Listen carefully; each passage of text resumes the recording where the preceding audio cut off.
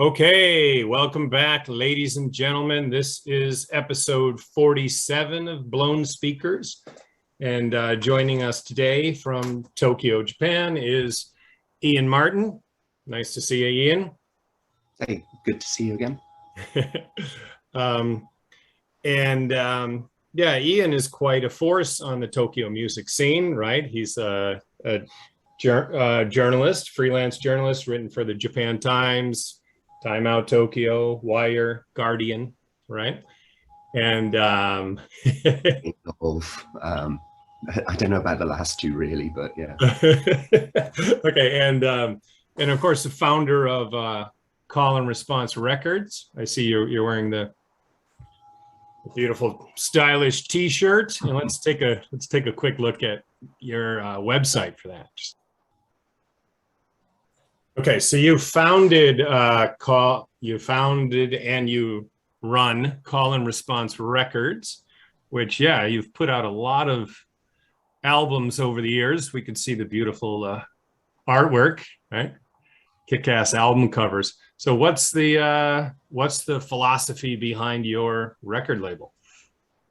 Like, I mean, when I first came here in like the early 2000s, like 2001, I didn't really know what I was doing here, but I started, going to gigs, catching some shows, and sort of finding my way into the underground music scene here. And the gigs were kind of terrible a lot of the time. You'd find one band that you liked, but it was, I don't know, it was a mess. And so I was like, if I start putting these things on myself, then I can pick only the bands that I like. And it started from doing events, and then, yeah, after a while, I thought, I want to sort of memorialize some of this music, and it, ended up kind of spiraling into the record label and sort of things like that. I think a lot of it just comes down to that this is music that would disappear if I didn't. If I wasn't the one releasing it. I think, it sounds a bit sort of arrogant and making myself like this kind of heroic figure there, but it's music that no one else cares about enough, and it's a noble enterprise. Yeah, I don't know. Yeah, sure, why not? Yeah. Well, I thought I read once. Your plan was you would put out 100 albums and then shut down the label. Is that still the plan? 100 releases and then we stopped. That was the idea, because that's what Sarah Records did. A record label from my hometown of Bristol in the UK. And they did their thing was 100 releases and then we end. And I was like, all right, I'll do that. So the first release that we did, the compilation album called 1, 2, 3, Go, we started that with the catalog number CAR 99, and then we've been counting down the numbers since then, because that way I can't chicken out halfway through or something, right? Mm-hmm. But yeah, it's taken me way longer than I thought it was going to be. I think the next one that we do is going to be 41, something like that, maybe. So we're more than halfway. Like there's the one there that says Call and Response is Half Dead. That was that was number 50. Although sometimes the orders come, they're given the catalog numbers in the order that we decide on the project, not necessarily the order they come out, because things get delayed. So that one wasn't actually the 50th. 49 and 48 had already come out by the time we sort of got around to releasing that one. Mm-hmm. Yeah, it was, and so the idea is that I'll finally be able to call it complete, and then there'll be this sort of, it'll be like this big kind of collage artwork of a lot of other people's art that I can say I made at the end of it. Yeah, it's a beautiful, beautiful idea, right? And I'm sure Tokyo needs this, right? Because I don't know, it doesn't feel like it does, but yeah. Well, I think something that you had said earlier, I feel like Okay, when you said you were talking about going to early shows and like not all of them are great, I feel like the city is not as supportive of two bands as like, you know, I saw elsewhere in America. Like when I came here, I was really surprised that like bands have to pay to play a lot of, you know, a lot of the times. And it seems like there's a lot of obstacles that don't, more so in Tokyo than in America. I felt when I first got here. I mean, there are different kinds of obstacles. I wouldn't say, I wouldn't describe them as obstacles all the time, because a lot of the things that are problems for bands here, like the pay-to-play system, which, you know, I think is increasingly becoming normal elsewhere as well now.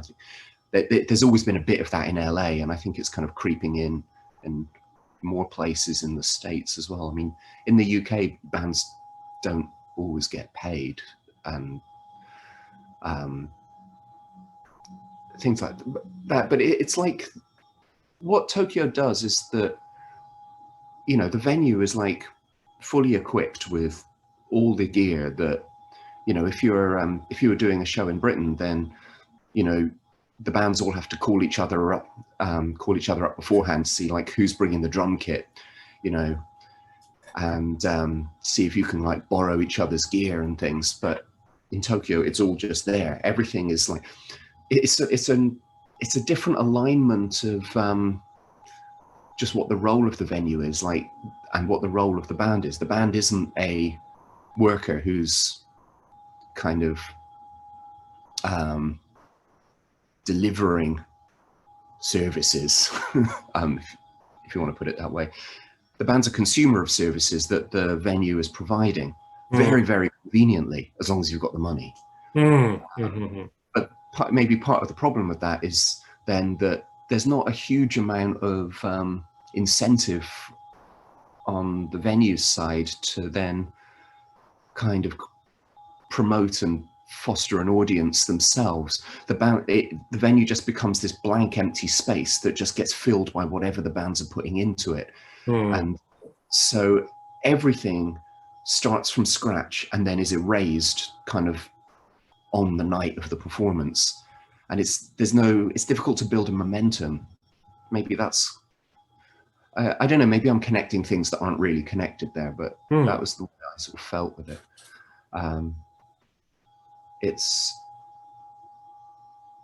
Yeah, I think that's kind of the issue there. And so everything kind of happens in a very fragmented way. And when I said that like gigs weren't really that good a lot of the time when I was first going to shows here, that's what I'm really complaining about, was that everything was too fragmented. Go to a show and there's 5 bands. I want to see one of those bands, and I don't really see the connection with any of the other bands on the bill or something. Or else that like there's a scene and only bands who sound exactly the same are all playing on the same bill. And then another night, you know, you can't sort, I don't know, there's not such a, there's either like everything is completely different and disconnected, or everything is all exactly the same and it's just really refined.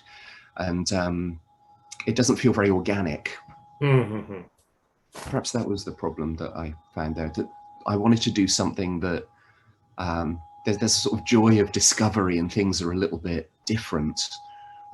You find new things, but at the same time, everything does feel coherently as if it's part of this same kind of universe. Right on.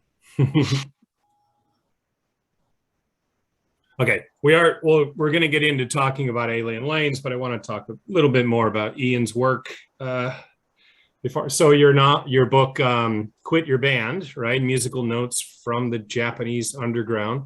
So is like some of what you were just talking about, does that is that mentioned in the book, or what's the focus of the book exactly? Yeah, I mean, the book goes into a lot of the stuff that I was just talking about. It was a difficult thing to sort of tie it all together. Like, I originally came out of the column I was writing for the Japan Times, and my publisher Matthew originally he wanted to publish just a book collecting a bunch of my columns together. And that idea sort of filled me with horror, because a lot of that's old writing. And I was like, oh no, I don't want to see that again. So I was like, I'll tell you what I'll do. I'll write you a new book that will be better. 6 months. And, you know, so 3 years later, I had this. And it was, so part of it comes out of that idea of like a collection of my columns, although I kind of expanded on and sort of was a bit more systematic about what the topics of each essay would be. And then I kind of wrapped that up in a lot of this contextualizing stuff about myself coming to Japan and getting into the music scene, giving a bit of background about music history in Japan, that kind of thing. Just sort of, I had to make sure that people understood that this is a very personal narrative, that this isn't something that's trying to be authoritative about the entirety of Japanese music, because the kind of music I'm into, nobody cares about it. Nobody in this country cares about it. It's, you know, if you come into this thinking, oh, this is what Japanese music's like, it isn't. But hopefully, like, you know, this is what the Japanese music scene feels like. Maybe you can you can get that from it. I think that's accurate. Hmm. And so in addition to your work with Call and Response, and in addition to your writing, you're also the frontman of Voided by Geysers, right? Tokyo's Tokyo's GBV tribute band. So what, and yeah, I was fortunate enough to see you perform twice. So how's VBG doing? Are you guys still playing, or? I mean, we're not doing anything. Yeah. We're not doing anything at the moment because you know, the pandemic and things. We played like one show last year, just as things were starting to kind of get a bit edgy with the pandemic. You know, it was a show that was already booked, and we were like, all right, we're gonna make this. We're gonna finish our duties. We're going to carry out our duties and then see what happens. That was another one that I did, like when I just come out of hospital. You can see I'm like, I've got my arm in a sling here because I just come out of hospital like a few days before the show. And like the show last year is another one. I'd just been in hospital for a couple of weeks after a bicycle accident. And so I was, I don't know what it is about me in hospital and these gigs. So live shows are part of your recovery, perhaps? I don't know. I think it's like, I don't want to cancel the show. I feel that wouldn't be, it wouldn't be badass. I want to be badass. Of course. Yeah. Wait, let's watch a quick clip of Voided by Geysers in action. Just a moment. Well, since we're talking about Alien Lanes today, I thought it'd be fun to just show a bit of you guys playing Motor Away, right? So let's check it out.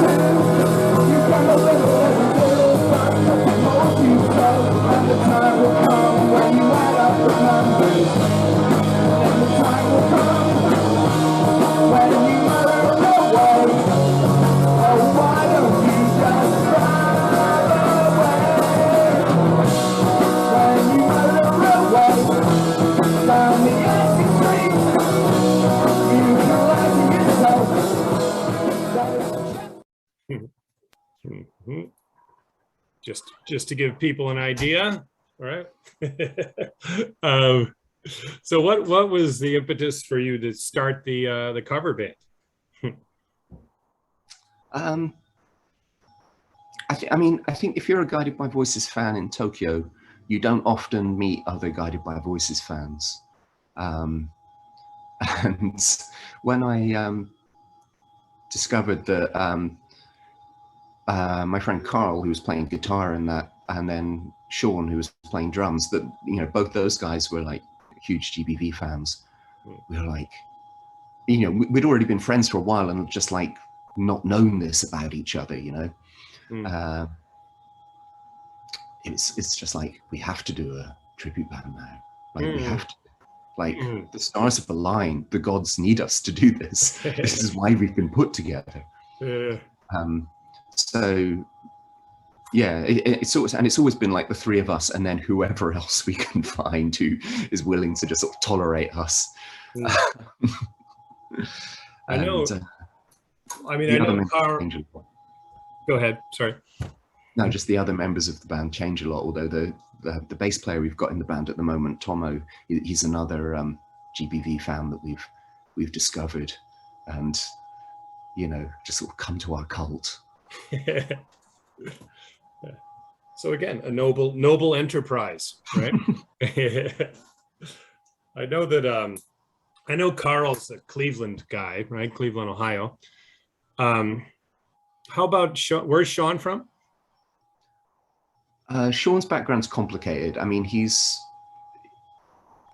was born, I think, in Oklahoma, but he moved around a lot when he was growing up, in like sort of Dubai, Venezuela, Vietnam. Okay, wow. And ended up in Japan. Okay. Interesting. He's another one, you know, like me, he sort of discovered Guided by Voices kind of through some, you know, sort of convoluted route of his own. Carl's, you know, yeah, like you say, he's a Cleveland guy. He knows a lot of the guys, well, especially the sort of, you know, like the sort of the Cobra Verde side of Guided by Voices. Like we were trying to learn one of the songs from Do the Collapse, and which is difficult because there's like 3 guitars on some of the, you know, recordings on that. And at the time we only had one guitarist in the group. And so Carl was like, how do I, he was talking about it on Facebook, like, oh, how am I gonna arrange this for one guitar? And then just like first comment that comes under there is like Doug Gillard comes in and says, oh, so when I was doing that with one guitar, this is what I used to do. And then it was, oh my God. Wow, that's great. That was a bit of a kind of emotional moment for me to see. You know. That means that GBV, right, the actual band, they know that you guys exist, right?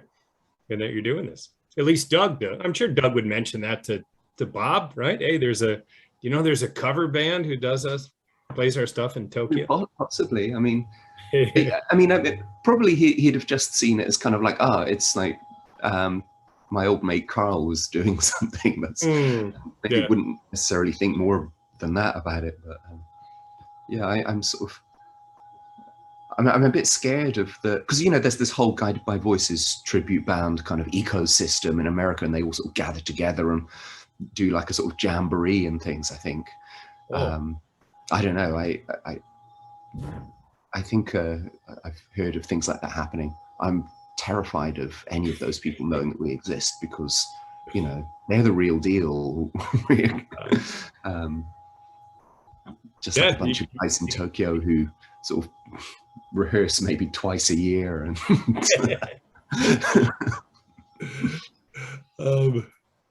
okay, so let's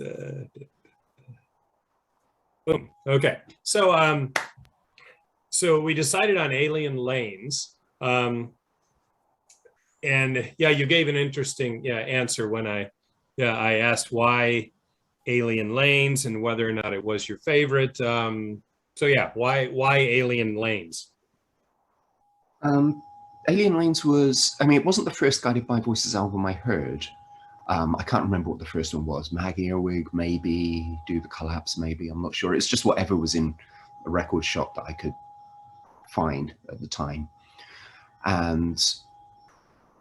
But it was the first Guided by Voices album that really hooked me, and it was the one that kind of sealed the deal with me. And like my favorite Guided by Voices album, it keeps changing. It's whatever the last one I listened to was usually. But it's the one that I keep coming back to. It's the one that's like most often my favorite Guided by Voices album. And I think there's some other reasons about it as well that I'll come back to, but just to do with the kind of the route into the band that I had. Because like I wasn't, you know, I grew up in the UK in the 1990s. Sort of Britpop was the first kind of thing happening in new music that I was kind of experiencing and getting into in real time, you know, when I was in, you know, what you would have called high school. Like around like 1994 when Park Life and Definitely Maybe came out, and His and Hers by Pulp. Like those three albums all coming out around the same time. It's like, it's kind of, at the time it's like, oh, this is indie music. Now looking back, it's like, oh, that was like commercial as fuck and like extremely cynical. It was all like major labels behind all those bands. Like Pulp was Island Records. Blur were on Food Records, which is like an EMI subsidiary. Oasis were Creation Records, who by that time were owned by Sony. And but it was kind of like training wheels indie scene for sort of teenage me. That makes sense. But it was a very nationalistic time, which I didn't really kind of understand in that way at the time. It felt like this was British music kind of asserting itself against this kind of homogenizing wave of American culture that seemed to be creeping in to like every sort of facet of British society. It's like the sort of, you know, McDonald's in every city centre. You know, Starbucks is starting to creep in all over the place. And British rock music wasn't what it was in the world, you know. And there was a sort of reaction against grunge, I think, that was part of it as well. Grunge was this like very sort of studied earnestness and lack of glamour. And then I think after kind of the Thatcher years and this sort of sense of bleakness and depression that had sort of covered British indie, there was a feeling of like, we're coming out of this somehow, and people wanted something a bit more glamorous, I think. And the musicians that a lot of the musicians that ended up getting kind of wrapped up in Britpop, there was something very colourful and ambitious about them. It was still kind of rooted in a lot of that, you know, a lot of the sounds and the atmosphere of the 1980s, but there was, you know, Pulp was all about, yeah, there was a sort of gritty realism to it, but it was also about kind of getting dressed up in your best clothes and going out and partying on a weekend, even though your life sucks, that kind of thing. And like Suede as well, who had this like real kind of glam Bowie thing going on with them. Even if like in the videos they're walking around all these sort of rundown apartment blocks and housing estates and things. Blur were doing something similar in a way that I think gets criticized a lot these days for being sort of like middle-class kids, sort of dressing up in working class culture and sort of like, ooh, isn't it a lot of fun, ha ha ha kind of thing. But there was this, I think with Blur, it was the album before Park Life, Modern Life is Rubbish, is the one where they were most, where they hit the balance best. Because they weren't really talking about this sort of pastiche parody working class sort of London life in that so much. They were talking about commuter belt, suburban sort of despair on that album, which I think was maybe a bit closer to where they really came from. But again, kind of wrapping that up in something a bit sort of heroic from the like references to the, like nodding back to the sort of the romance of groups like the groups like the Kinks had in their music as well. So that kind of thing, it was all very like, this is us in Britain asserting ourselves against you guys, right? And American music was not, was a bit sort of at time. Yeah, it took me a long time to find my way into American music. You know what I remember about just the gap between what was going on in the UK and America. After I graduated from university in the spring of '94, and the following fall I was backpacking through Europe, right? And I was in England, I think London, and went into convenience store, I don't know, some kind of store that had magazines, right? And this wall of magazines, and Oasis were on the cover of every magazine, and I had never heard of them. I'm like, who are these guys? And you know, just the fact that they were already that big in the UK, and that they can be on every magazine, and I hadn't even heard of them, you know. So it was I think it's just kind of interesting that. And then when they would come, when they came to America, like Oasis, it took a bit of time for them to kind of crack into America, right? The first couple of times they played, they were playing in like very small clubs in America. It's surprising to look back where they played. So yeah, it was the stuff that was popular in Britain and the stuff that was popular in America were like so different at that time. Although I mean, that's probably not exactly true. I think at least in the case of the UK, I think a lot of it was just that the NME wasn't talking about American bands. But I think under the surface, a lot of the kind of the classic American 90s band, the bands that we now think of as like classic American 90s bands, were probably more popular in Britain than they were in America.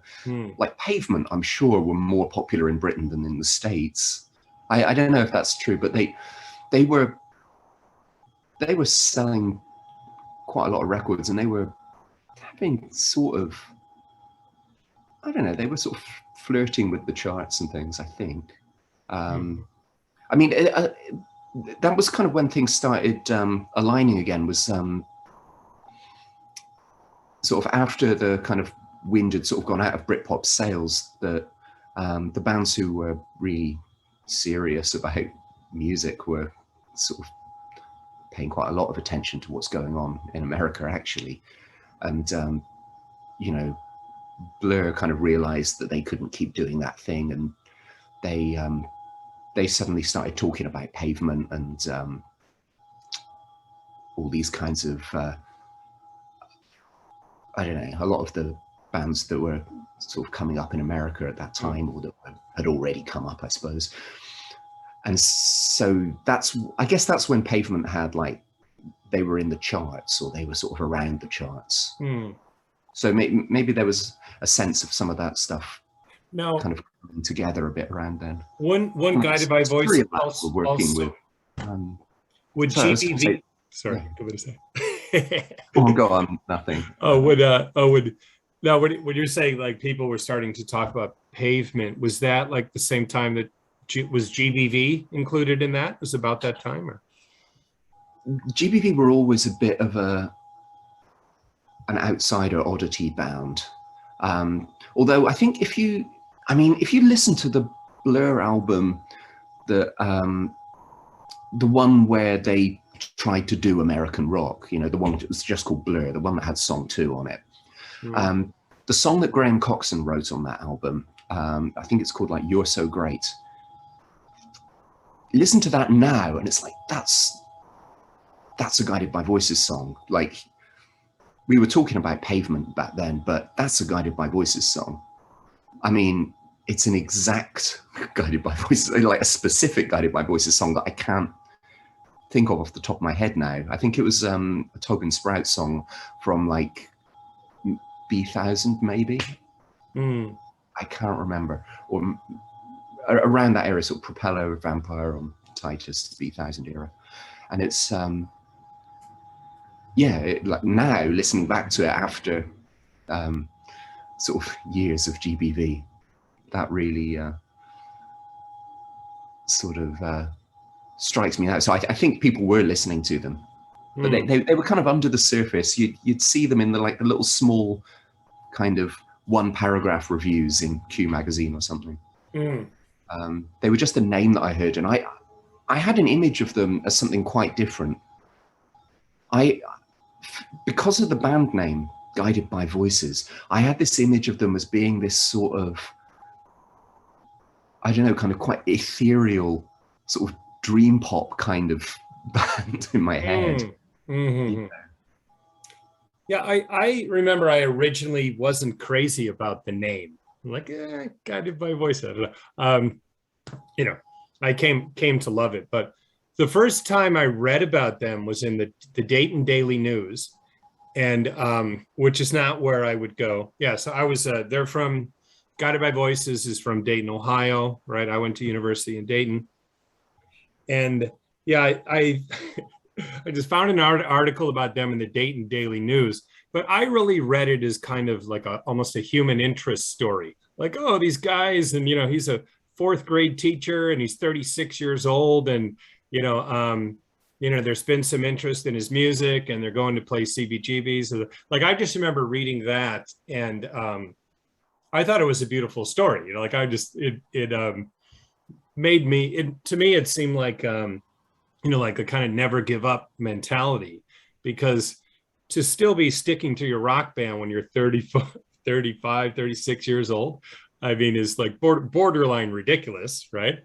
And for this guy to do that, and that they were, you know, like I read it that they were invited to New York and they were going to sign, and like it sounded exciting, but I didn't think that they would be a band I would listen to. You know, I'm just like, oh, that's cool, good for him, you know.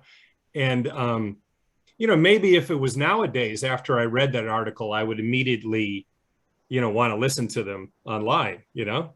But in those days, I didn't, you know, I just had to wait until someone played me the music. So it was like kind of a gap between who I knew I had heard of them and knew that they were, you know, making a stir kind of in other cities, right? So it's interesting because they played at Canal Street in Dayton, which is a place I frequented.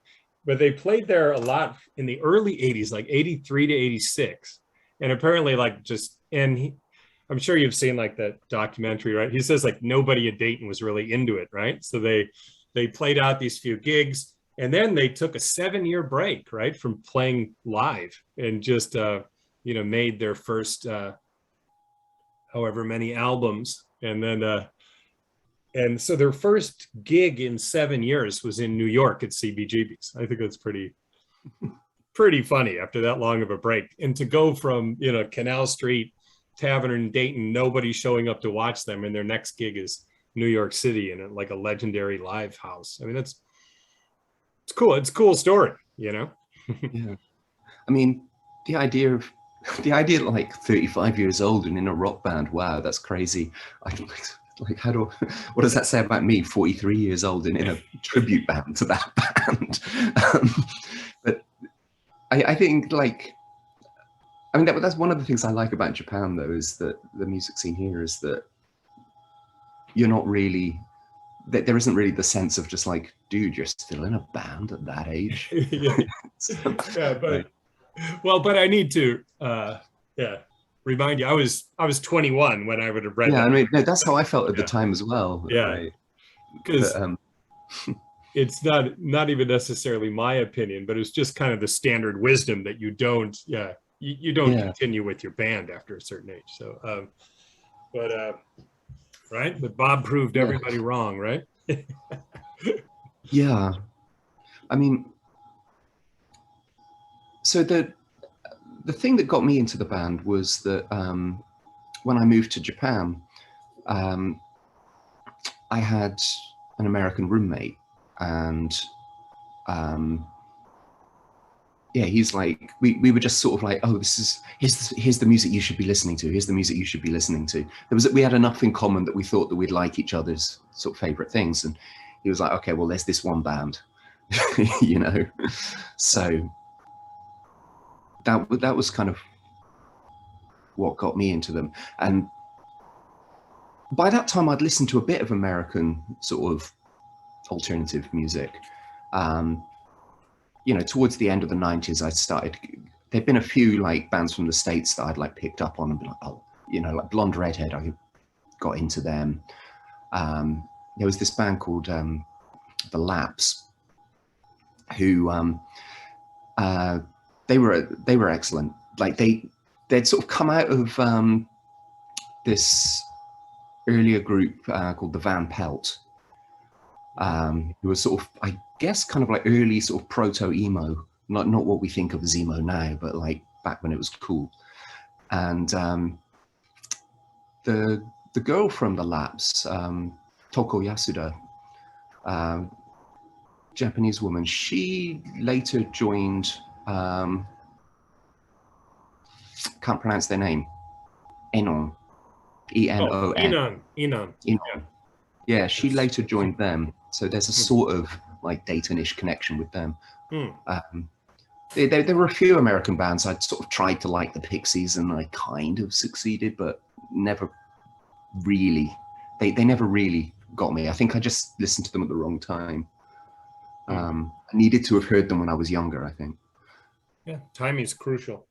Yeah, but anyway, yeah, like what I was into really was like sort of post-punk. Wire was like the band that I really sort of, that they were like my obsession band back in those days. And I think this is where it comes back to what I was saying earlier. I think Alien Lanes was the first Guided by Voices album where I was able to connect that with some of the, some of my then obsessions.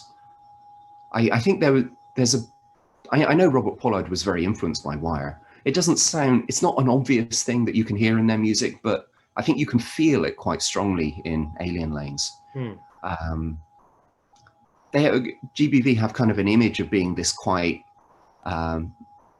you know, they're like a sort of drunk party rock and roll band, but there's something really sharp about Alien Lanes. It's not just that it's got the shortest songs on it. It's like 28 songs. That's like that's the most that they packed into any single disc of an album in their career, I think. Really, really short tracks on there. Also, I think that it's quite a dark album compared to some of their other stuff, I think. Like there's a sharpness to the lyrics on it or to a lot of the lyrics on it, that, like, if you compare it to B1000, I think there's quite a different vibe in there. Like the way I heard it was, did you read the 33 1/3 about B1000? Oh, no, I haven't. No. Okay. I remember the guy who wrote that made this point, and I think Robert Pollard said something similar in interviews, that like with B1000, it was like, oh, no one's listening to us. This is, we can just, whatever, this is probably going to be our last album. Let's just throw it out. And there's a sort of liberation and sort of, nobody cares, we can do whatever we want, to the sort of, to the looseness of it and to the kind of scuzzed up lo-fi-ness of it. With Alien Lanes, they're just signed to Matador.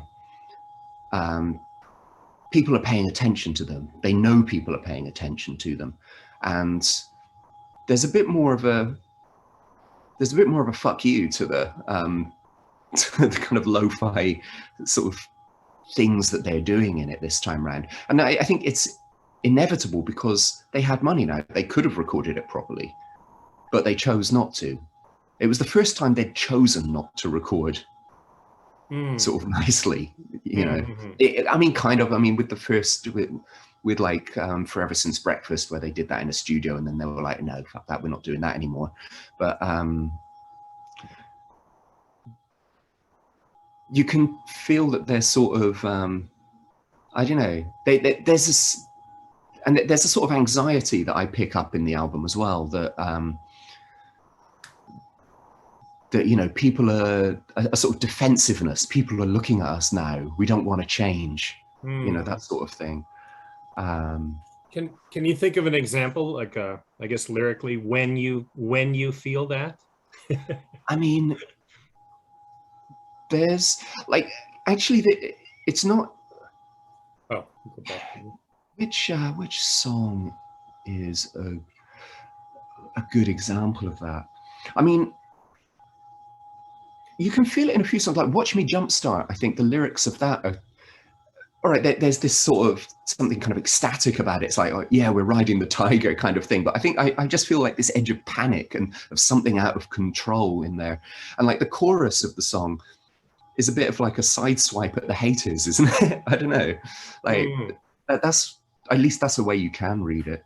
And that, you know, the sense of like panic and of life spinning out of control, like as we go up we go down, I think has a bit of that in it as well. It's sort of I don't know if it's like, if you can really read that as directly referencing the new attention they're getting. And there's lines where in The Ugly Vision, where he's talking about sell yourself to the man. You know, again, they could have said that at any time. A Good Flying Bird, that like Tobin Sprout's song, I think the lyrics of that have a sense of,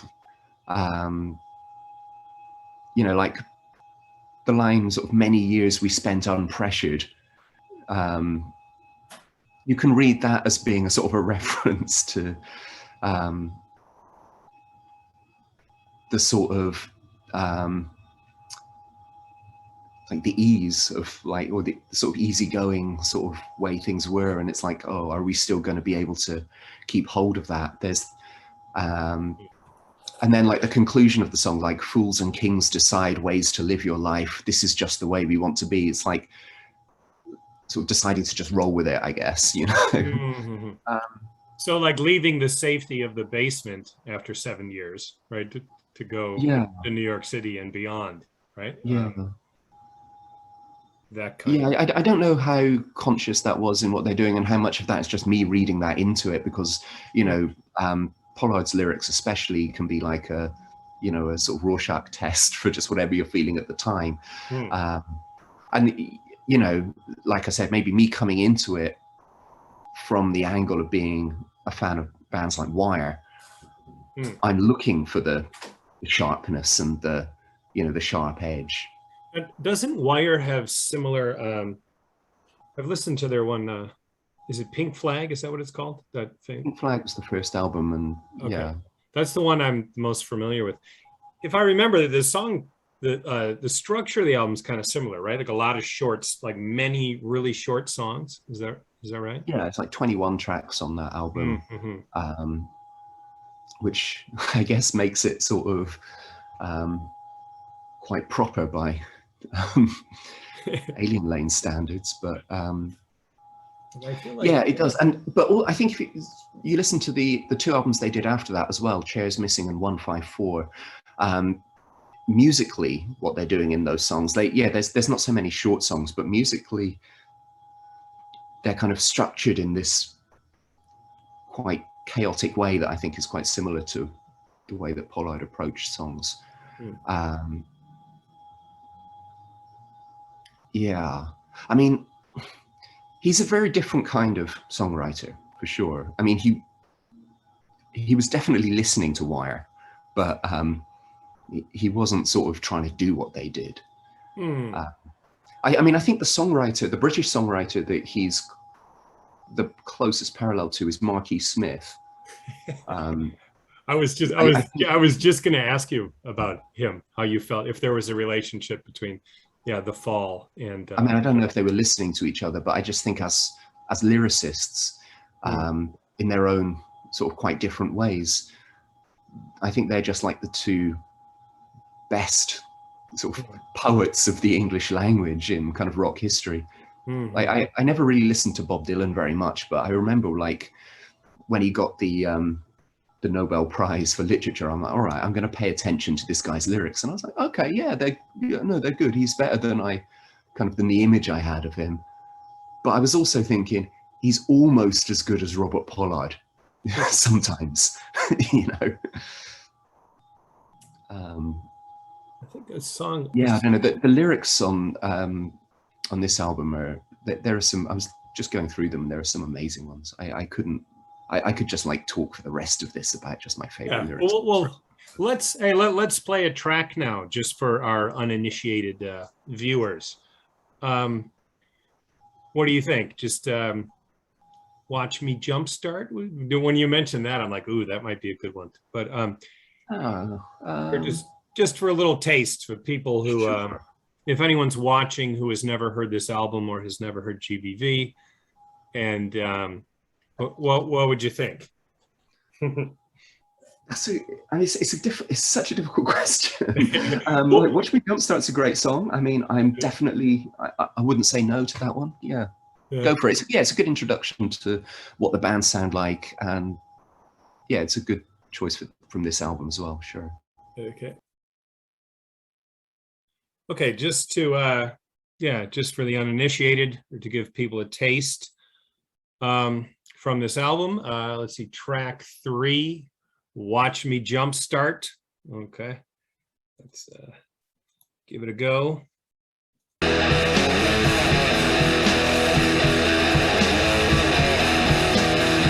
Watch me jumpstart as the old skinners wheel.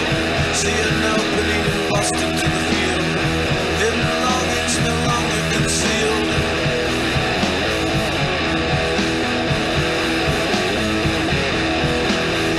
Watch me bulldoze every bulldozer away. Each new obstacle from each old new day. Where it's going, it's hard for me to say.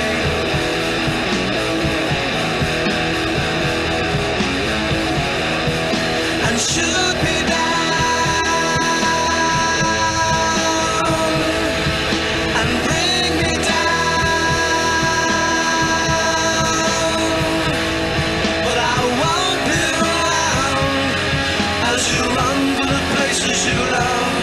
I'll remember the faces that cry, and they're pulling me back, so I have to die.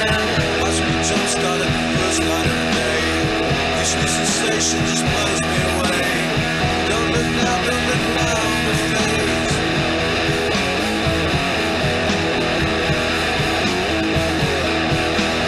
Straight from ground zero, X marks the spot. I can't pretend to be something I'm not, 'cause I'm supernova, erect and white hot.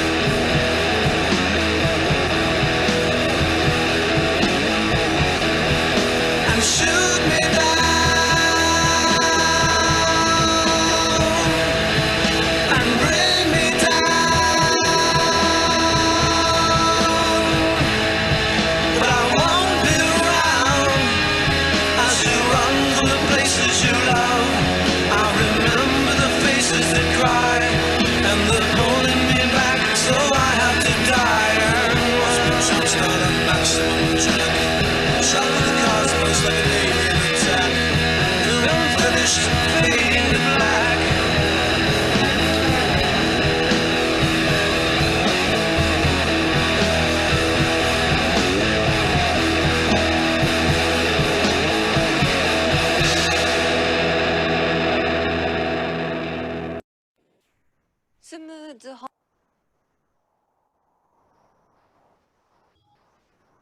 Yeah, what do you think? Listening to it then, like it takes on kind of a different meaning for me. You know, it sort of just shows how depending on what sort of frame of mind I bring to the song, I'm kind of reading something different into it. It kind of sounds I mean, it still sounds like he's talking about, you know, the band sort of getting more attention and things like that. But I think it sounds there a little bit more melancholy. Like, I mean, there's always, I think, this air of melancholy to their songs, but you know, that he's having to let go of something. I mean, you don't want to, at the risk of getting too sort of psychoanalytical about it, I can kind of hear an element of the, you know, this is his marriage falling apart kind of thing going on in there. That, because, you know, like he said that a big part of what kind of lay behind his divorce was, it was either he takes the band seriously or, you know, he saves his marriage, and he had to kind of he ended up choosing the band. And that, you know, maybe that's, maybe there's kind of like foreshadowings of that kind of thing in there a little bit. I don't know. I mean, that there's another song on the album that kind of got me thinking about that as well. Was on Chicken Blows. Oh. Like, just sort of a lot of the imagery of the lyrics on that song as well, kind of. Do you know offhand when he got divorced? It was, I remember. I mean, like the divorce album was Isolation Drills. So quite a long time after this. And from what I gather, it was a kind of drawn out process that wasn't finalized until sort of into the 2000s. I don't know. I haven't read any of the sort of, you know, biographies and books about him and stuff. So I remember reading. I feel like almost I don't want to know too much, but because I know a little bit, it kind of makes me. I can't sort of get that out of my mind now when I'm sort of when I'm interpreting the lyrics, because I think a lot of his lyrics are about playing rock and roll music, you know, because that's his life. I am a scientist, like, is all about that to me. It's all about just sort of, you know, what am I as the guy who sings the rock songs, you know? And so, yeah, I guess I can't help reading that into it. But at least I felt like that time listening through Watch Me Jumpstart, there was this, like a sense of loss, of like, this thing is kind of taking you away from something, but like I have to seize this moment. Well, just to kind of quickly orient listeners or viewers as to where this album happens in their career. So, you know, from 87, so it's their what, 4, 5, 6, 7, 8th album, right? But really the first 4 albums I think were pretty obscure, right? Like only like 300 or 500 printed. And then they finally got some recognition with Propeller, right? And they got some, you know, critics were starting to notice them, which led to, you know, playing outside of Ohio, right? In New York City, Philadelphia, Boston, and onward. So there was like, Propeller kind of started the buzz, and I'm guessing some fans went back and bought the older stuff, Vampire on Tice, but B1000 was like really especially a breakout album for them. And then Alien Lanes was their first one on Matador. And yeah, I think it did kind of establish them as, okay, they're going to be in the game a long time, right? Like it's not, you know, because it felt like, you know, in 93, 94, when they were gaining popular, it felt like things were happening very, very quickly, right? You're like, oh, is this going to burn out really fast? But so I think Alien Lanes does kind of perhaps, you know, tap into what they had built already, you know, that energy, but also looking forward. Would you say? Yeah, I mean, probably from the listener's perspective, it's like the album that proved that B1000 wasn't a flash in the pan, that like this is a band that can keep doing this. From from their point of view, like it's the first album that they wrote after being kind of, you know, being known, being on the sort of the wave of hype. And so I just feel like inevitably some of that must have made its way into the sort of mysterious kind of tangled web of words that Pollard was writing. But I mean, at the same time, I don't like to make it make too much sense, because like the joy of it is that it's so kind of open to interpretation, and that you can kind of weave your own meanings through the songs. Like what I think he's so good at doing is he's amazing at just creating feelings from the words of just like knowing that putting this word and this word together is going to be evocative of this very powerful feeling, sort of completely divorced from like any kind of real you know, specific meaning or message rather that he might be trying to get across. So, you know, I don't want to overstate, oh, this song is about this. I think there's something kind of reductive about that.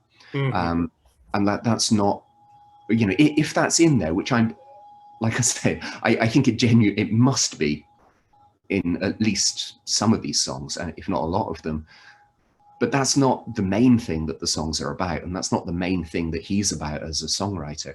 Like I wanted to pick up on one lyric as like an example of that, right? So the song Auditorium is like one of the very short songs on the album, and just the opening line of that song, right? Post-punk X-man parked his forklift like a billion stars flickering from the grinder's wheel, right? That's the opening line of that song. And what he's doing with that line is there's so much going on in there. It doesn't mean anything, obviously, right? But then you begin with like, all right, so post-punk, that's a musical genre he's talking about. He's bringing in some of that. An X-Man, right, comic book characters, parked his forklift. Suddenly you've gone from this like comic hero to this sort of really, you know, sort of Dayton, Ohio-ish kind of blue collar life image. And then from there, he just sweeps you away to like a billion stars, you know, this cosmic image flickering from the grinder's wheel. And then he grabs you back to this sort of, you know, kind of mundane or sort of blue collar kind of image again, but without any kind of sort of, this time without any contrast, like flickering from the grinder's wheel, that the grinder's wheel is itself this thing of cosmic beauty, you know, and it's and he does all of that in just like one line of just kind of nonsense, you know, but like weaving together like the heroic and an X-Man as an outsider as well, you know, like the mundane, the cosmic, and then I mean the grinder's wheel is also a sort of thing of like creativity, isn't it? It's a tool of creativity. I mean, as a sort of a bit of a sort of comics nerd anyway, just like all of his comic book references, I'm sort of obsessively, oh, he mentioned that. You know, you are such a daredevil, you are such a collector, right? And then to go from there to Motor Away, right? So I like when they made the music video where they put both of them together. I like that video. I like the other amazing thing about that, I mean, that transition is probably like the definitive moment of this album for me, because it's the way that like as Auditorium finishes and then that sort of heroic opening chord of Motor Away comes in, like it comes in out of tune, you know, like the guitars are not in the same tuning from one song to the other.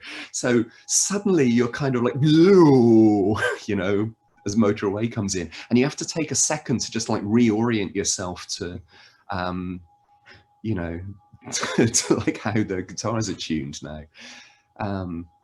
That's so like they kind of ruin like the most sort of epic moment of the album almost, and that's such a sort of, you know, such a GBV thing to do, but like such an Alien Lanes era GBV thing to do as well. When you say heroic too, I mean, I envision the video where Bob's kind of like standing on that van and like all the tow trucks are circling around him. Like it looks like just like some weird blue collar ceremony or something. Like what's going on here? It's yeah, I love that video. Yeah. I think it really captures the band and the energy of the song.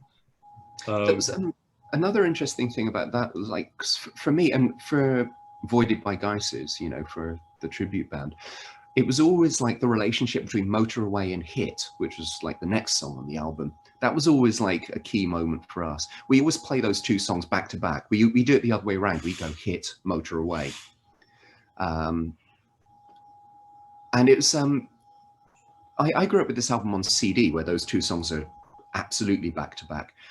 But picking it up on vinyl, which I eventually did, you know, this bad boy, I realized that Motor Away is the end of side A and Hit is the opening of side B. And so these two things that have always been kind of connected in my head, I realized that they're kind of not, you know. It was, and it was really interesting listening, you know, in a sort of dweeby way, listening to the album as two sides rather than as a single kind of flow. I think it's better as two sides actually. And like Motor Away, like what a song to end side A on, you know. Yeah. One lyric that jumps out at me is a Game of Pricks, right? I think when right. he, I've never asked for the truth, but you owe that to me, right? Or no, I think it's I will. I'll never ask for the truth, but you owe that to me. Was that what he says? Yeah, it could be either, I suppose. Yeah, which is, you know, his a lot of his lines become very, you know, surreal and a bunch of crazy images, but at that point it's not. But still, the more you think about that line, the less sense it kind of makes. In the lyric sheet, it says, "I never asked for the truth, but you owe that to me." Okay, I never asked. But I don't know if that's how official that stuff is, you know. But I never asked for the truth, but you owe that to me. I don't know. I always find myself pondering when I listen to this album. I always kind of ponder that line a bit. Yeah, what does that mean? Yeah. I mean, because that's actually one of the few songs on the album that has like an almost coherent sort of narrative through line to it, isn't it? Yeah. Well, it's another dark song as well, isn't it? Because that line is not, you know, tractor rape chain or something. Like it's not a bunch of garbled nonsense. Like, wait a minute. I should be able to figure out what he means here. It just it floats on the edge of meaning, but doesn't quite. It never quite lets itself get pinned down to it. But I mean, as a thing to say, like, I never asked for the truth, but you actually owe it to me to say it, is a thought that I can imagine someone having, I suppose. It's just how it sits in the song is quite strange. But yeah, like, he writes a song about sort of a relationship, and it's just full of like betrayal and sort of backstabbing and like that line about, and I put on my disease as well. There's something kind of really dysfunctional about that in a relationship, isn't there? Like, yeah, I don't know. There's so many of these lines in there, like, you know, temptation creeps to you like rapists in the night on like Dumb Charger, and then the line about giggling faggots on Hit that are kind of nasty, you know. There's, I mean, you could put a lot of that just down to, hey, it was the early 90s and like different things were edgy at that time, and like just that I don't know, that the feeling of the sense of like kind of there was always something about the band that wants to take something nice and then just kind of sort of hack it across with something kind of unpleasant. But just I think that there's an edge to it on this album that I find interesting. Maybe I'd find it on other ones if I just kind of looked for it, I suppose. I don't know. Just well, on the note of like him like being a difficult person at times, I don't know, like I've never heard anything about him as a person really, other than what he's said about himself. Yeah, but I mean, just I think what we were saying about I don't know, it just reminded me of this little anecdote from this book. James Greer, who was Jim Greer, you know, a member of the band, he plays on Alien Lanes. But there's a story about I mean, everybody loves Bob. I mean, the book's just basically just all these great anecdotes about Bob. But there's one story about his son is a good writer. Have you ever read any of what his son has written about him? It's a No, I don't think so. Like, there's a song about his son on this album, isn't there? Like "My Son Cool" is basically. Yeah. So I'm not sure if that's the same. I guess I don't know how many kids he has, but he has a daughter as well. I remember him saying that, like, "Your Name Is Wild" off of "Under the Bushes" was his daughter. There is a story in this book that his son talked. So Bob and his brother Jim, you know, who was also a member of the band, like both of them were great athletes when they were younger, and especially basketball. They're great basketball players, and Bob was a great baseball player. So they're famously, but there's a story of Bob is playing basketball with his son, you know, and I think his son is maybe like 19 or 20, and he's actually got old enough that he could beat his dad at basketball, right? And so he's playing one-on-one with Bob, and he beats him, and like Bob like throws the ball or something. Like he acts like a little he acts like a little child because his father beat him at basketball. And his son wrote about it, like, you know, kind of lovingly, but just to kind of show like this is kind of what makes him tick. He does have this kind of like mad, you know, competitiveness that you know, like I think that some of that negative, almost mean-spirited energy that comes through the lyrics sometimes, I kind of can, you know, attribute to how he's wired to some degree, like and perhaps, you know, that goes into like his stage presence and everything. Like it's very there's something explosive at every turn, you know. I mean, you've got to be a bit obsessive to do what he does, right? I mean, like what, just like in a couple of weeks now, or maybe a week or two, is like his third album of this year is coming out, you know. It's yeah, just like it's the competitiveness is a sort of strange one though, isn't it? Because like in a lot of ways he's never seemed that ambitious, at least like I mean, at least in the kind of narrow way of defining ambition that I think we often automatically have about kind of rock and roll. See, I think that's a put on to some degree, like, but it's like what you were saying earlier, like something beautiful, but they want to like cut it with something dark or whatever. Yeah, I mean, clearly he went through a period where it's like, no, I'm going to give this everything, you know, and they did the major label thing briefly. And, you know, I mean, he sacrificed his marriage for it, right? But yeah, like the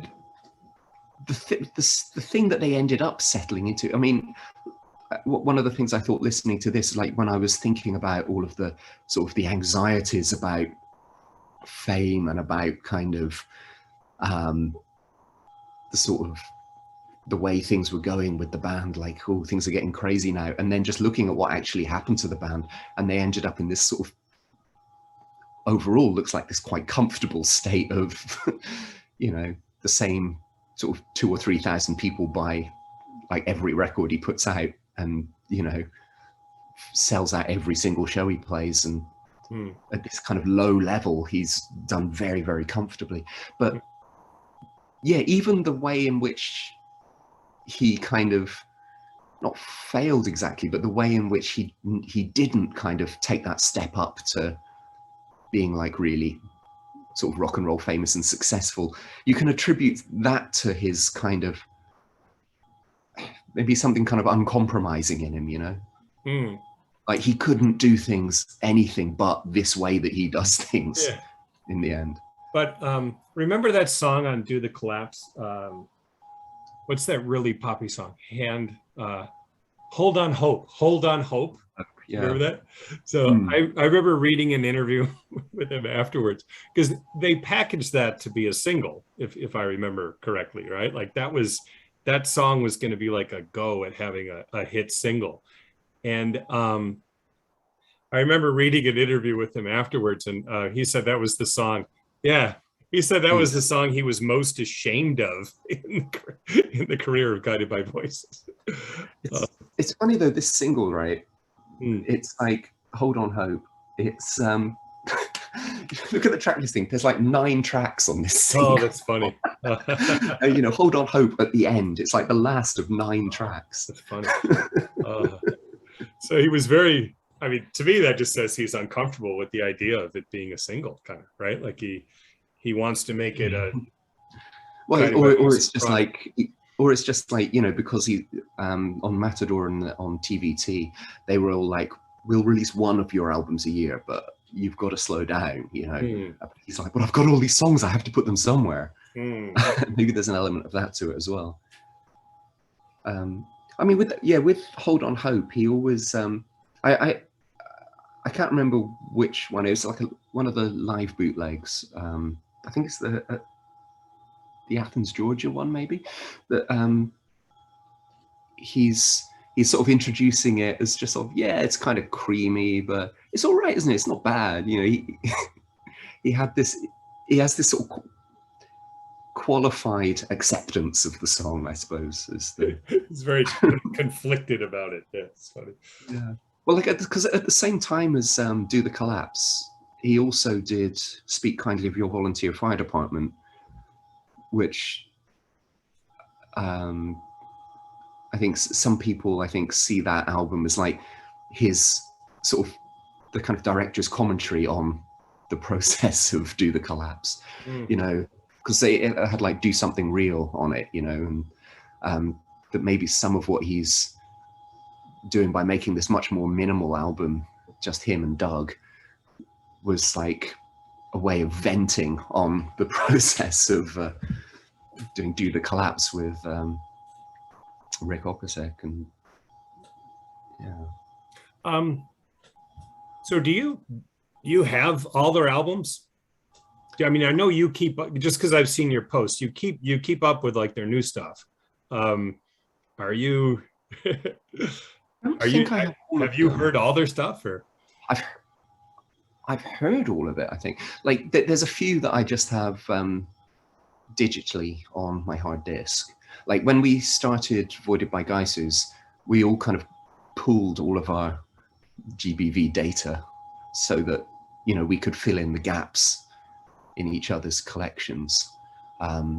So I think I've got all of it as data.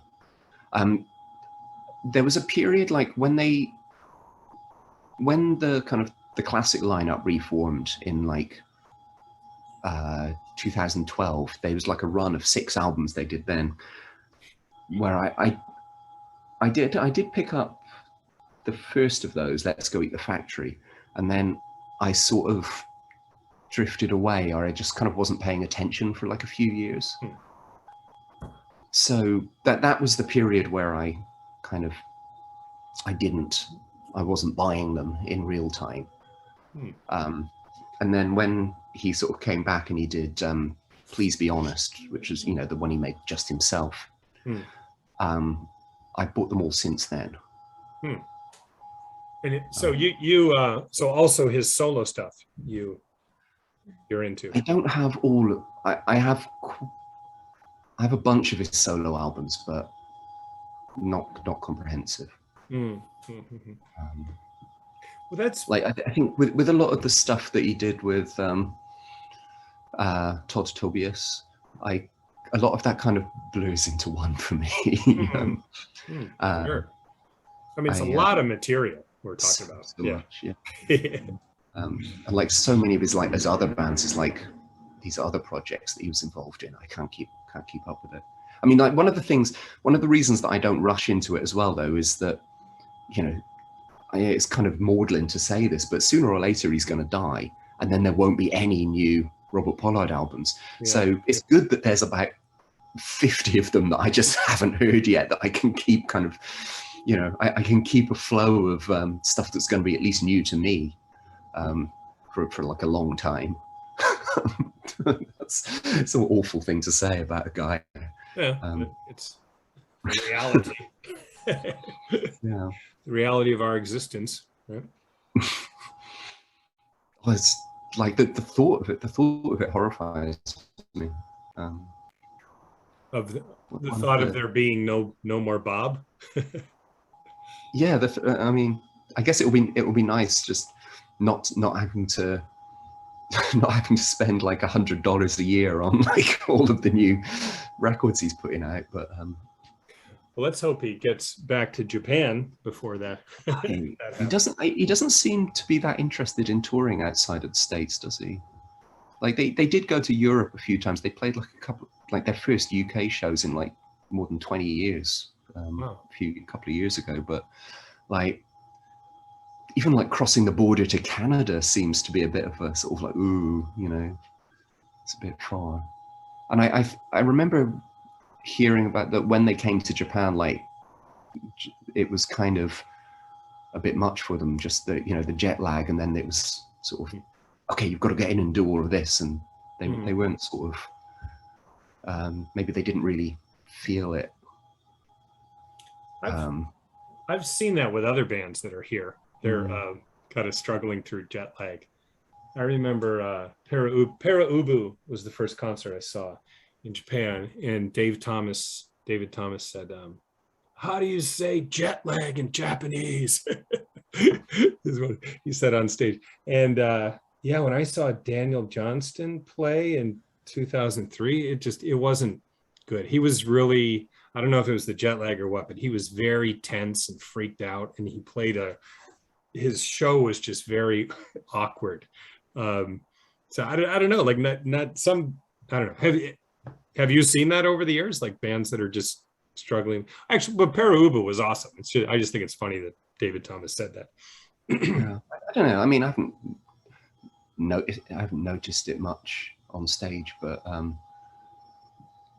yeah, I can imagine that it's got to be kind of hard, you know. But GBV did put on an awesome show here, or do the collapse. Yeah, it was fun. Really tough. I wasn't able to see that. They'll be back. I hope so. I think that'd be awesome to, you know, come over for a festival, you know. But it's who's going to invite them, I suppose, is the other question, because like, yeah, I don't know, maybe I need to do something. I need to kind of sort of manufacture this sort of well of sort of this outcry of like, where is GBV? Where are they? Like I'm starting to kind of find out like which record store owners like the band, you know, and I'm trying to kind of see if I can, you know, sort of network all of these people into this sort of fireball of GBV energy.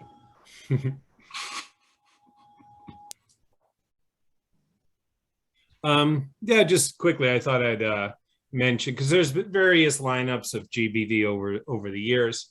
Yeah, this is considered more or less the classic lineup, but it gets confusing. But okay, so this on the left, this is Jim Greer, bassist. But you'll notice, yeah, Jim Pollard and Greg Demos are also listed as playing bass in the album, but unless I'm mistaken, I think this is Jim Greer right here. This is Tobin Sprout, right? Vocals and guitar, right? Bob Pollard in the middle. You have Kevin Fennell, the drummer, right next to Bob, and then Mitch Mitchell, the guitarist, right? And and other guys who also contributed on bass, Jim Greer and Greg Demos. So considered the classic lineup from my understanding, right? But wasn't Jim Greer, wasn't he the one who was sort of briefly engaged to Kim Deal? Yeah, he was dating Kim Deal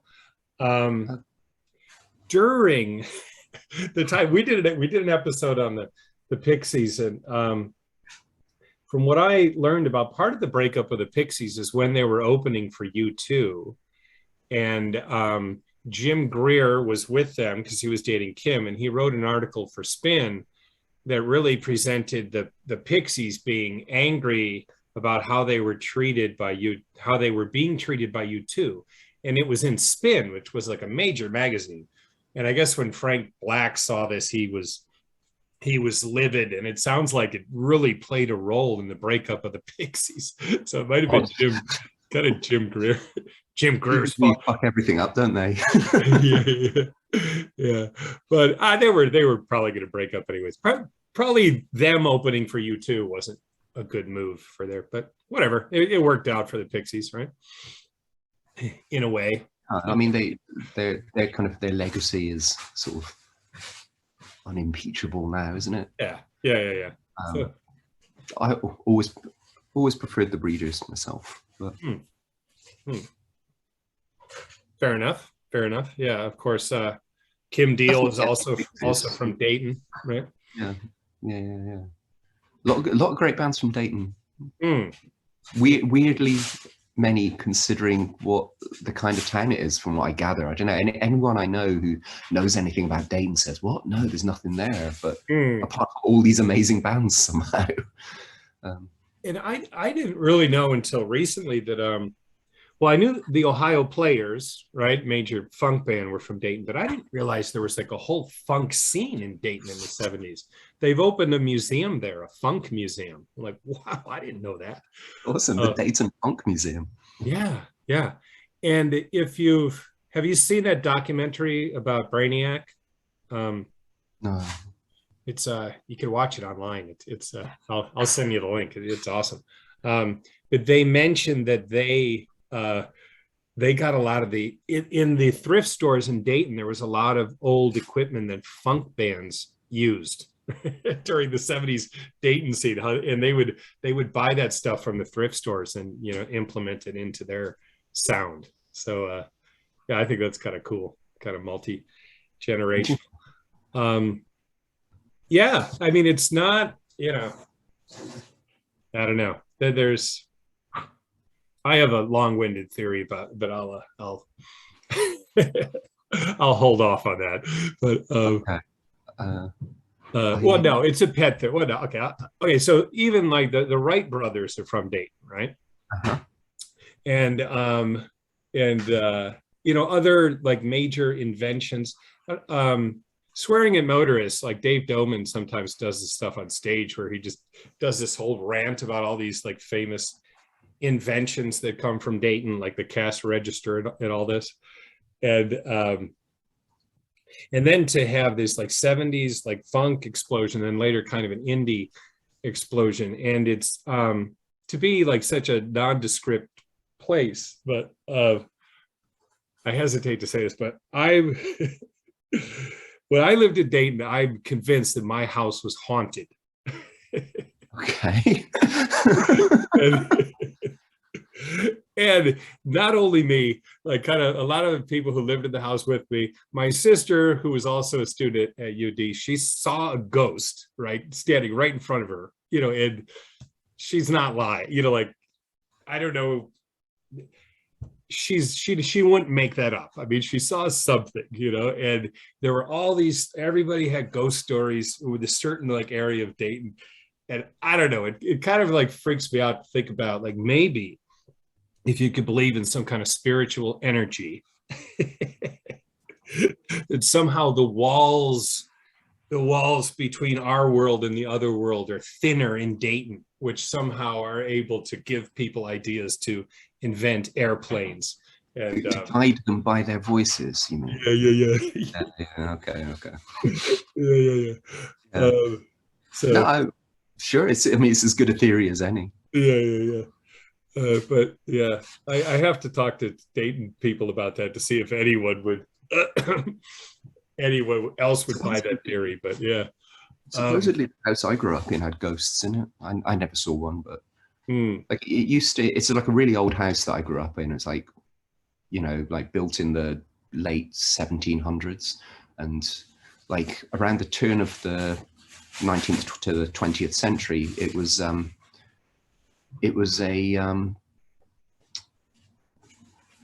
kind of a home for waifs and strays, was how it was described. It was just kind of run by the church for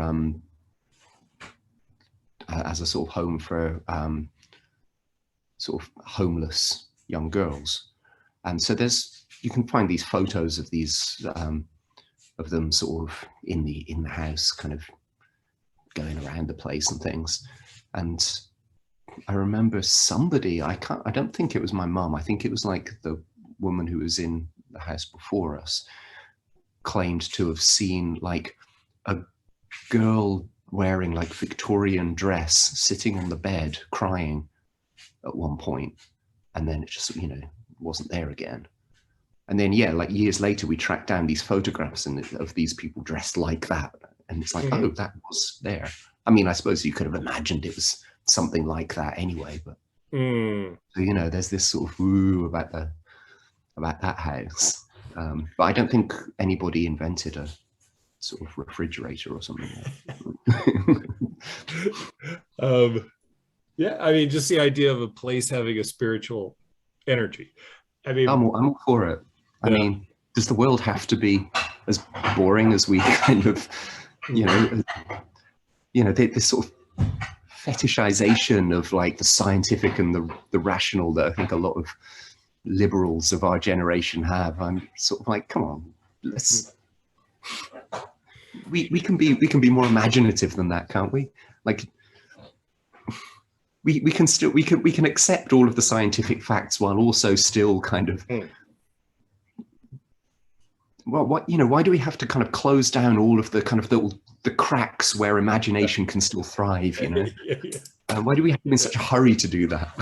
Why do we have to pit them against each other? Right? Yeah, exactly. Just take. Exactly. Good. You're making me feel less embarrassed about saying that. Because I'm all for it. I even if I don't believe it, I want to believe it. You know. So why not? So there's a moment in the. I hope it's still online. I want to send you the link to this Brainiac documentary. It's amazing. We actually had the director of the documentary on this show to talk about Nick Cave. He's a Nick Cave fan. Okay, there's a moment. So are you familiar with Brainiac at all? The Dayton band. Okay, and like Tim Taylor died young and the band broke up. They're talking to Tim's mom at the end of they talked to her throughout the documentary, but toward the end of the documentary, she starts telling a story about him, and then the lights go off, and she's like, "Oh, he doesn't want me to tell the story," and she stopped telling the story, and I'm like, you know, because I have these feelings about Dayton that there are ghosts there, you know, like to actually see that in the documentary, I was like, yes, the ghosts. Real. Yeah. I don't know. I'm grasping for things, but it certainly crossed my mind when I watched that documentary, because the second she says that, the lights go off and she says, he doesn't want me to tell you the story. It's cool. I thought it was cool. I'm convinced. Okay, wait. So did you want to say a bit more? Well, I was just trying to pull together some of my thoughts about like the stuff that I like about that I think is so good about this album. I mean, I said about the lyrics, I was just looking through the lyrics sheet, right? And I mean, especially like, given the name of the name of your podcast as well. Like, I always associate whenever I saw like your blown speakers up here, it always made me think of Guided by Voices. Maybe partly because I knew that you were a fan anyway. I mean, I know like blown speakers. That's the new Pornographers, isn't it? Oh, I think it is, but I didn't take the name from there. I just took the name. That's the actual thing that it was making me think of. But it makes me think of Evil Speakers from this album as well. Like, and I was just looking through that, and I think because it's such a short song, it's such a good example of like several things that I think are really good about the band and this album. Right, I'm just going to read the lyrics out, right, because I can just read them out, and it's so short. Sure. It's like 7 lines or something. Sure. So it's like, I am breathing, yet I feel no sky. Things without wings have begun to fly. Unhitched trailers, I see trailers trail. From the well, I pull an empty pail. Little man bleeding, little heart beating so. Evil speakers blow my circuits, oh. Brothers, sisters, all transistors, you know. Father logic sometimes gets cosmic, you know, right? And there's a few things going on there. One, okay, that's an amazing lyric anyway. It's like, I don't know what it's about, don't care. Just amazing kind of ways of tying words together. Like, it does all that stuff I was talking about earlier about sort of jumping between the sort of the mundane and the cosmic. And then there's also, you can see him just sort of free associating in his mind, just sort of jumping from one rhyme to another rhyme, just to keep himself coming up with the next lines in there. So there's that. I mean, I wish I could write like that. I try to, like, because I'm a journalist, and so most of my writing has to be logical, and there has to be a kind of clear progression of and development of an idea. And I try not to do that. I try to, I take a notebook and I just try to write down what I think, just like whatever words come into my mind, and not worry about the meaning.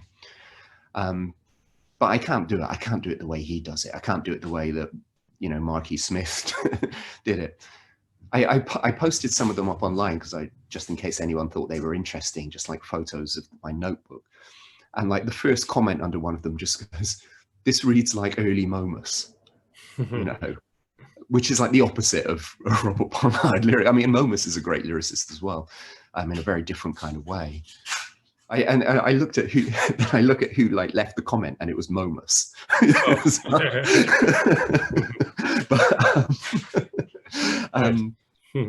Which I don't know if he was like complimenting me or just being like, dude, this sounds like the crap I used to write when I was like first starting. But yeah, like I wish I could do it, and I can't. But the other thing is, like, if you look at the way that's structured, that's not following any kind of formal rhythmical structure. Like it's flowing kind of rhythmically in a very free-form way. And like Guided by Voices have this image of like, yeah, they're a kind of fun, good times rock and roll band, but a lot of the songs are really avant-garde in the structure. Part of that is maybe they're just kind of mucking around in the studio, and then Bob's just sort of spouting just whatever comes to his mind, or just like pulling a few lines from his notebook, and they're like, oh yeah, there's 27 seconds worth of music that we can put as a song,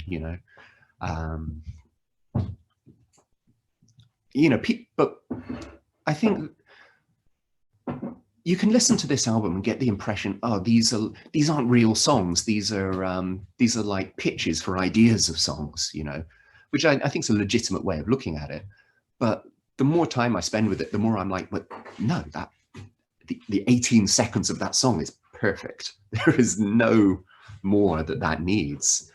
And it is often it's structured in these very avant-garde ways. Trying to cover them is difficult because you can't, you memorize songs by kind of the mathematics of the this bar, this bar, this bar. Okay, there's the A melody, there's the B melody, that kind of thing. And you memorize things that way. You memorize the lyrics by the rhyme structures, helping you to kind of know what line comes next. With Robert Pollard's lyrics, it's very difficult to do that. With the songwriting, it's very difficult to do that because they just follow their own rambling internal logic. So I mean, that song as well, just reading it then, that's such a Syd Barrett song. Those lyrics are they're so Syd Barrett, you know, and so again, it's just going off on this really wild, like, internal logic. And it all adds together, like, you know, I said, we were talking before, like, there's a lot of very short songs on this album, and it just fires these fragments at you so fast, one after the other.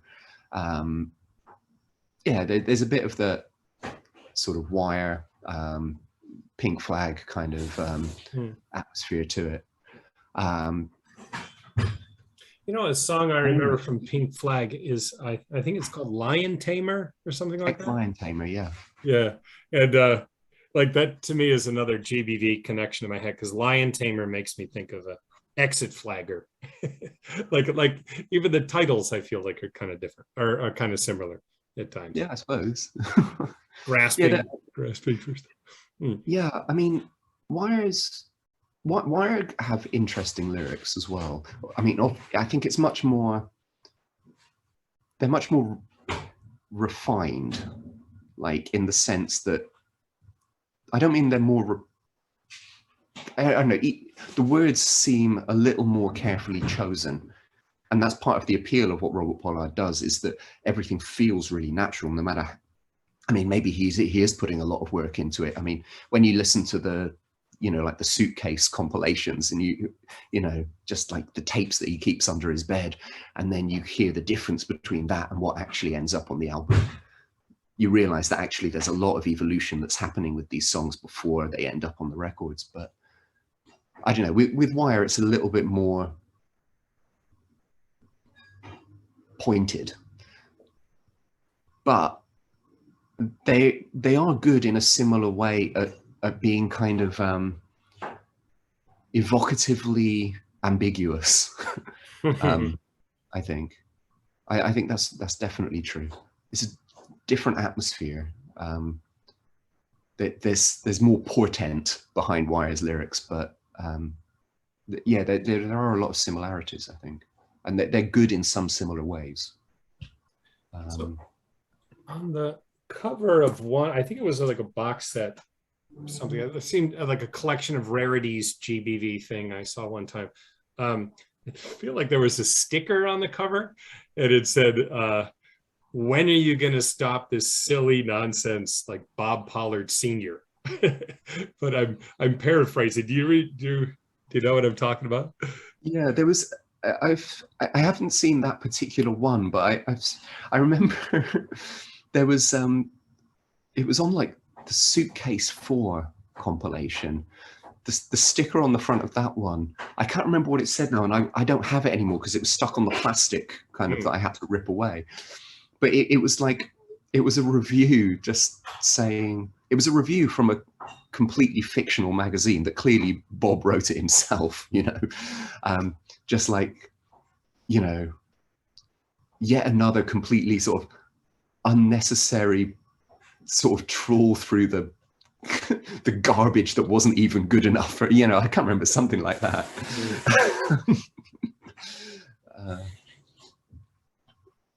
Yeah. Yeah, I mean, a lot of humor in what he does, you know. Like, yeah, I remember picking up one of his album where it's like, I got one of the records, and the sticker on the front of that one just said like, something like "long-awaited, guided by voices, first new album in almost 3 months." Yeah, nice. I mean, it's great that he's able to laugh at himself like that, huh? Yeah. Okay. Wait, one question I wanted to ask you. Do you think GBV should have been bigger, or do you think they've achieved what they set out to achieve? I mean, I don't know what they set out to achieve themselves. Clearly, like there were times in their career where they were aiming for, well, let's see how far this can go.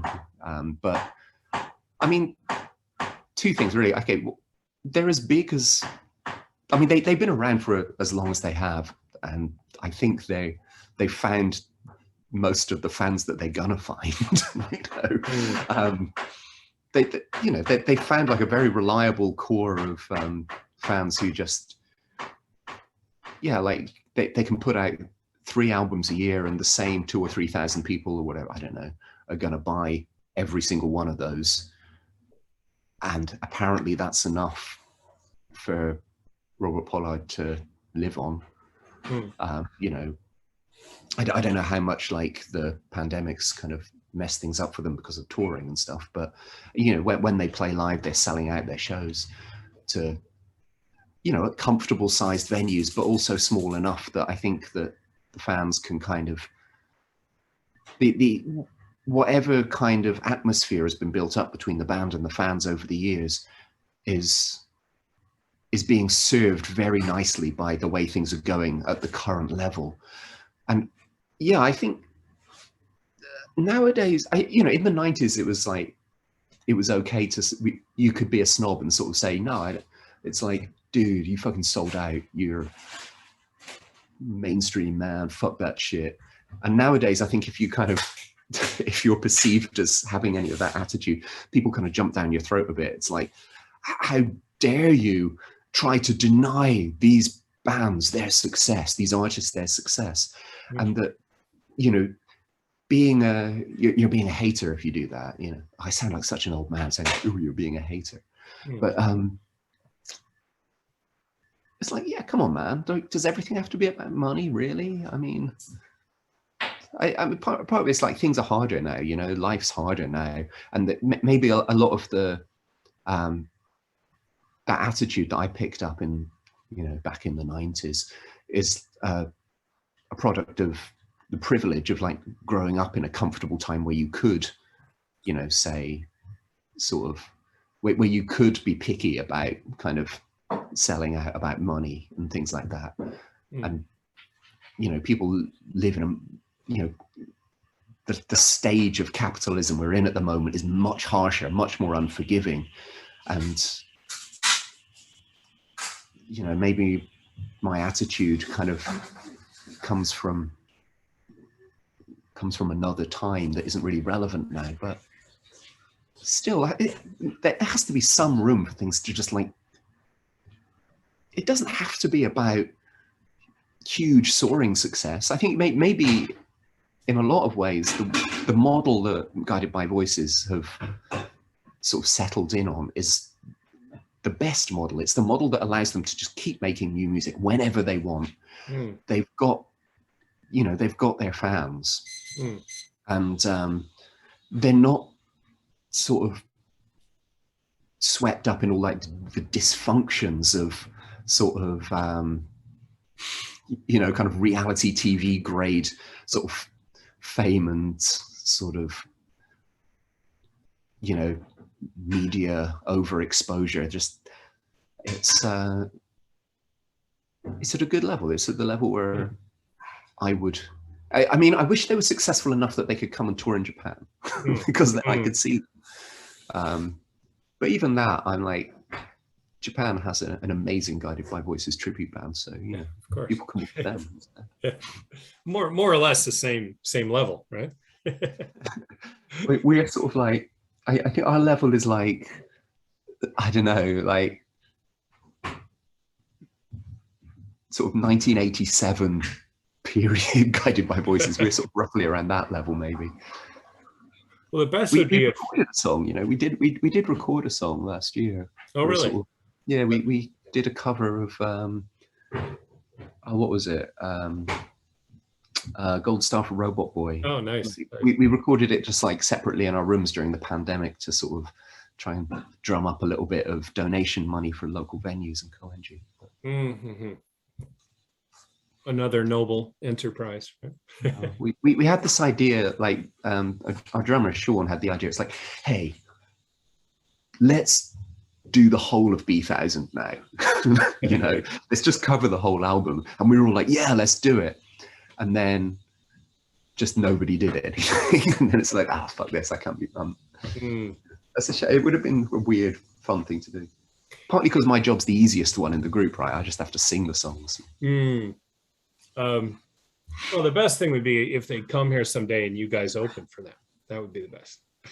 Like sometimes, I remember Wire did that once with their, they were, because like Wire didn't want to play all of the Pink Flag songs. They were like, no, we were playing like our sort of new experimental stuff. And so for the fans, they had the ex-Lion Tamers, you know, Wire tribute band opening for them. That would work. Sounds fun. Yeah. Although Guided by Voices do play the hits, don't they, Dave? Yeah, they like don't. a good 40 of them. Like their set lists are super long too. Yeah, it's like more than last year when they did that streaming show from was it from the Bright Side in Dayton? I got up at 4 a.m. to watch that live, and as a bonus for having kind of bought the ticket, they sent me the whole album to download. Oh, nice. And yeah, it's like 53 songs or something. And that's something they didn't play an encore at that time because it's like there was no audience in the room. But with the encore, you've got like 60 plus tracks or something.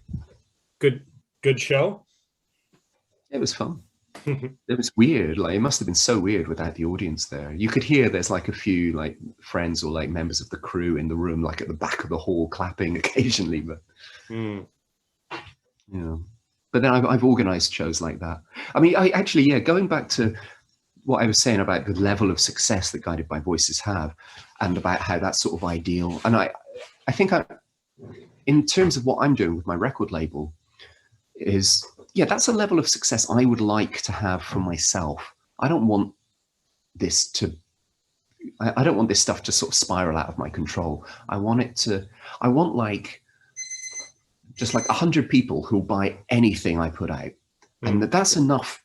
100 purchases that's enough money to pay for the next release. That's all I want. 100 people to just buy everything. At the moment, we've got about 15 or so. So, you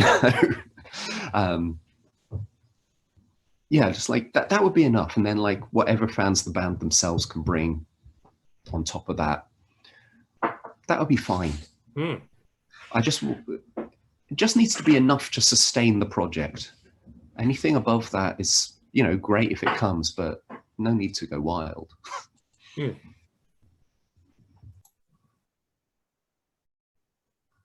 Yeah, so X Supermodel. Yeah, what are your thoughts on that song? I think this is a good example of a lot of the stuff that we've been talking about. Really, it's like another very short song. It's like a minute long.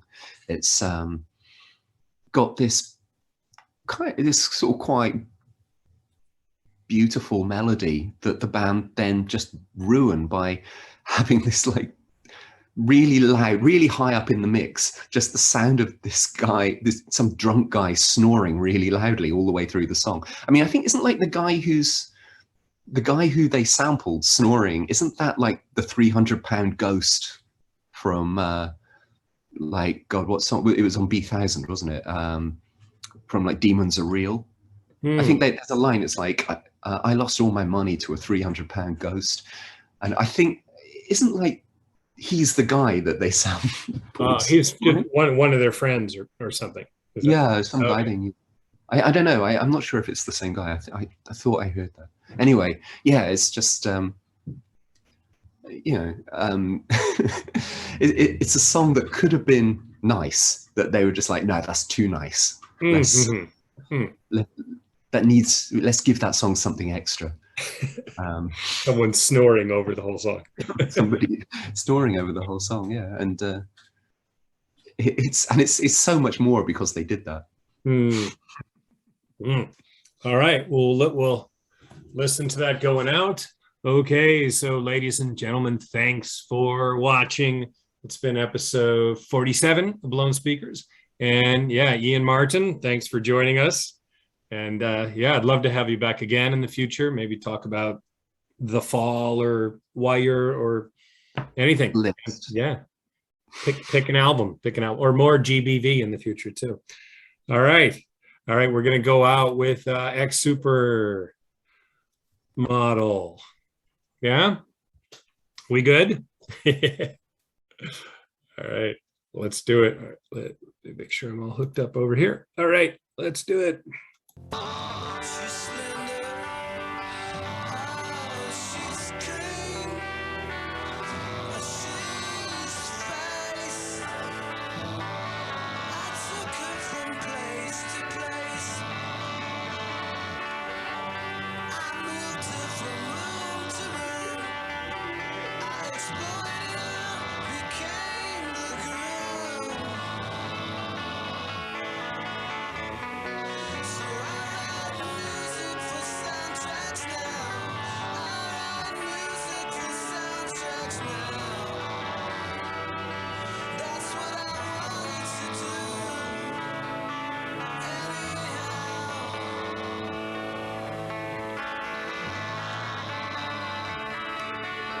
I took you from place to room. I moved you from room to room. So I know.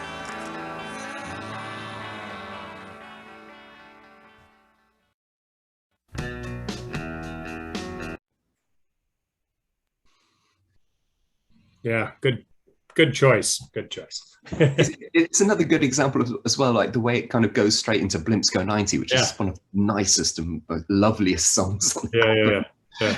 The transitions are always fun. Huh? Yeah, the transitions on this album, that's another thing I should have talked about. Like they're so, yeah, it's so good that just the sort of the way it will play one song off of another song kind of in the track listing. It's such a good job they did on that.